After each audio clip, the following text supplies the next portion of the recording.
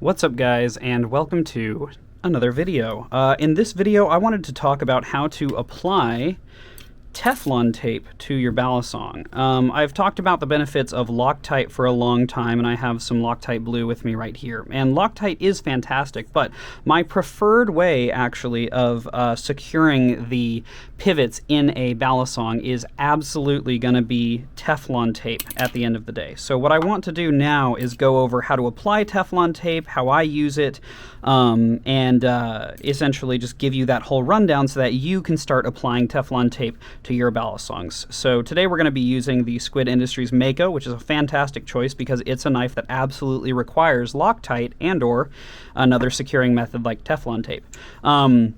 Now, when you're unscrewing this knife, which is going to be your first step here, you want to make sure you're not unscrewing from the side with no label, because what that's going to do is just twist the pivot around, as you can see right there, without doing anything, because this is not actually the pivot screw. This is the pivot itself. So when you turn this, it's just going to turn the pivot. The reason that there's a T10 cut into it is so that you can put a T10 bit into the back of it and into the front and then adjust it much more carefully without having to squeeze the knife too much.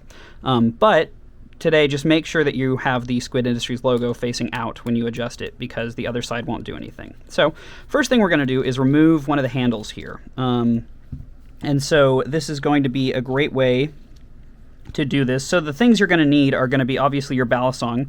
You're also going to want a paper towel or a microfiber cloth. Both work fantastically. And then you're going to need your Teflon tape and a Weehaw driver, or any driver works. But as you can see, what I'm doing right now is cleaning out the pivot kind of as much as possible. Now, thankfully, Teflon tape is really nice because unlike Loctite, with Loctite you actually have to have the pivot very clean for the Loctite to work. The Loctite doesn't work super well if there's a lot of oil in your pivot, okay? But the way that I clean out the pivot is twofold. I'll take the screw and I'll put it into the paper like this, and then what I'll do is I'll actually pinch it using my fingernails and unscrew the screw through my fingernails, right? Like that. And so what that does is my fingernails push the screw into the paper, and that allows it to clean. And I show you that. There we go. I push the screw into the paper like this by squeezing it and then unscrew it through that, right, until it kind of comes out. And that allows me to remove way more from the inside of the screw threads than I would have been able to previously. So you can see how much of the dirt and stuff came out of there. Then the other thing you can do is take your cloth, right, and push it over. So you have the open pivot here. There we go. Open pivot there. You push your cloth over it, and then you use your bit to just kind of get in there. I'm not actually like pushing it down into there, really. I'm just kind of pushing it and running it back and forth over this thing. And it does poke a hole into the cloth, but that's okay, because you're really just trying to absorb excess dirt. So once you've got that done, then you can start the process of Teflon taping. Now, with Teflon tape, it's a little bit of a weird thing to work with. I'll show you how to wrap it around the screw in just a second, but the first thing you want to do is get a nice clean-ish edge. And the way that I do that is by gripping it.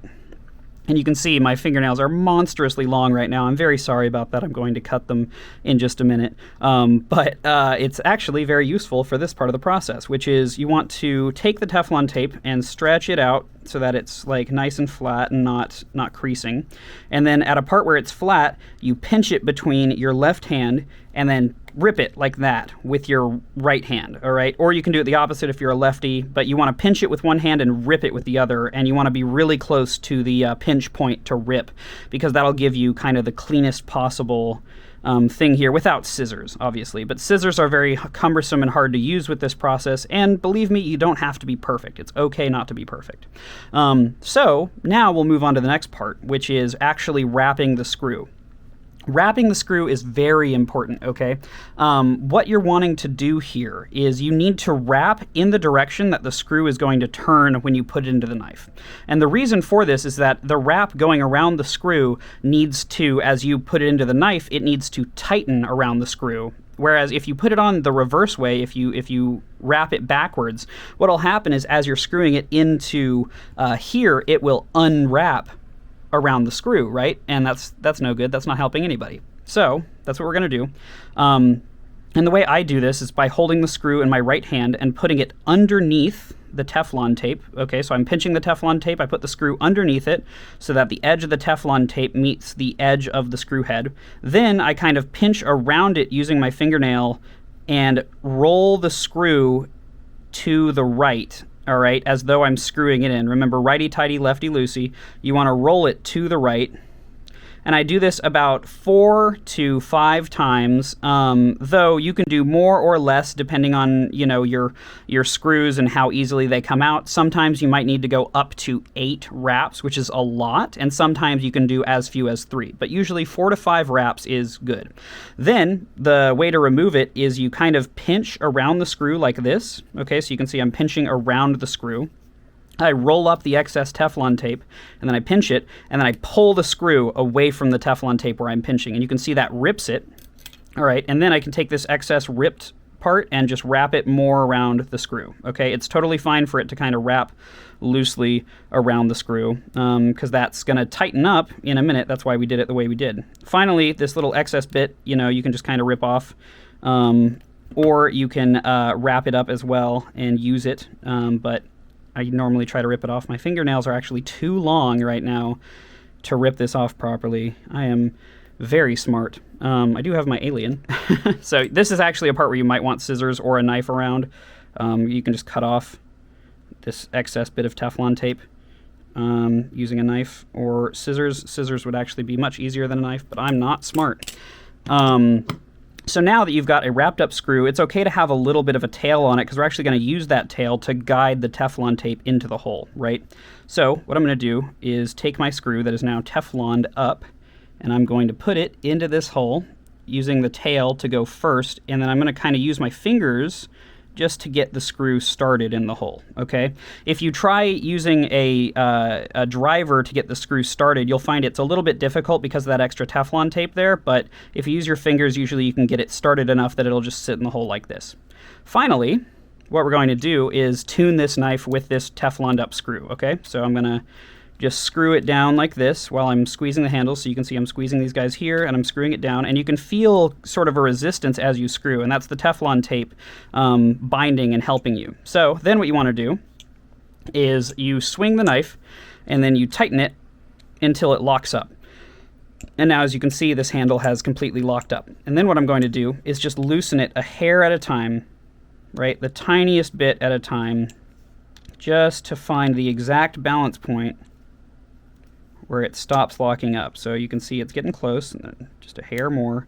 And every single time you just want to go by a hair. And then what you can do is you can grab the handle and grab the blade at the same time and then kind of move them back and forth like this. And if it's got little play, if you've done it right, you'll feel very little movement there, but you'll still get good swing. And so as you can see with this guy, it was very easy to tune. And this is the Mako that I've had for a while. The Mako review is coming out soon. I am editing it now, but yeah, as you can see, it actually did a really, really easy job of being tuned right there. And now with this Teflon tape in there, this tune job that I did, I'm going to try tightening it just a hair more. Now, you can see, look, I found the exact balance point. That tiny bit of tightening was too much. It's really a minuscule amount of difference. Like it's something you can't even perceive, that tightness level. But once you find the perfect one, you are in and set. Like that is a really nice swing there.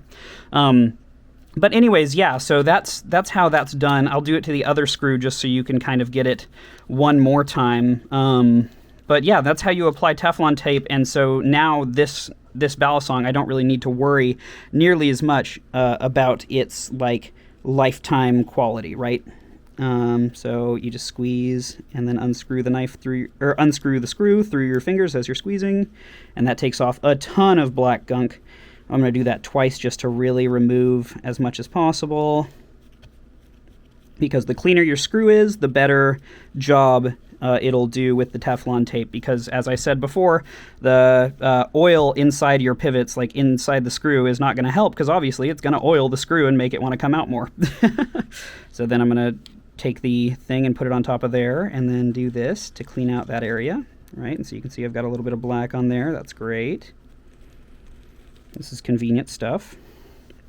All right, and then we can Teflon it up. So this one, the edge of this Teflon's actually not too bad. You know, it's a little, as long as it's kind of straight, it doesn't have to be perfect, because, you know, it's getting wrapped up anyways, and it's okay for the Teflon to kind of fold on itself. So then I'm going to go 1, 2, 3, 4, 5. Now it's important to keep tension on the Teflon 6 as you do this, right? Because the tension that you're keeping on the Teflon tape will help it to wrap better. And the better it wraps, the better of a job you're doing, and, you know, all that jazz. So that's important. You can see I got a much shorter tail this time, which is nice to see. So let's try cutting that tail off. Teflon tape is annoying because it's extremely stretchy, so it's actually very hard to cut with a knife. But that's also what makes it such a great binding agent inside your knife. There we go. So now I just kind of rotate the screw in the direction that I know it's going to go in, and yeah, there you go. So now I've got my little tail, and we can just do this like that. And what is so nice about this, right, is that once I've gotten this in there, so you can see this starting part, you can see it kind of fell out. This part is the hardest part of getting it in and getting it started. But once you've got the thread started, then it really is just a matter of screwing it in with your screwdriver. You know, what's so nice about this process is, like, if you get it, then you're good, and, like, it's unlike Loctite, you don't have to do anything after this, right? There is another method using paracord, you know, so if you have paracord lying around, you can do a very similar thing where you just take the paracord, like all the little strands, and stick them in there and then tighten the screw on top of that. But personally, I find that Teflon tape works a little bit better and is the more, like, pretty approach. But yeah, you can see we did that, and look, there's literally no play to this thing. You know, there's like just the most minuscule amount, so we actually did a pretty good job tuning. And then if you look over here, you'll see I have a collection of wonderful lubes. What lube am I going to use on this knife? Well, right now the answer is super lube, but I'm actually going to record a video immediately after this talking about the different kinds of lubes and what knives you should use them on. So stay tuned for that. Please consider subscribing, and I hope that this video helped you, because now this Mako is nice and tuned and properly Teflon taped. But anyways, that's pretty much it for this one. I hope you have a wonderful day, and I'll see you in the next one. Peace.